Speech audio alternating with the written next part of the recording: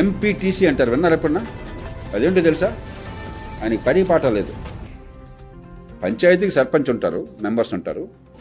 మండలాన్ని ఎన్నుకోవడం కోసం, మండల అధ్యక్షుడు ఎన్నుకోవడం కోసం ఎంపీటీసీని ఎన్నుకుంటారు. ఆ తర్వాత ఆయనకి పనే లేదు. జెడ్పీటీసీ మళ్ళీ వీళ్ళని కట్ చేస్తారు. జిల్లాకి మళ్ళీ జెడ్పీటీసీ వేరే వాడికి కూడా వస్తాడు. ఆయన పనేం లేదు, ఎన్నుకోవడం ఒక రోజు అంతే. ఆ తర్వాత వేరే పని లేదు.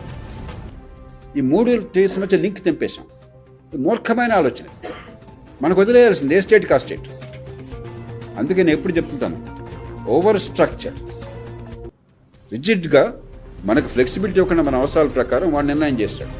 Bad model. Under powered. ఆనాడు నిజంగా పవర్స్ ఉండే, ఇప్పుడు పవర్ ఏం లేదు.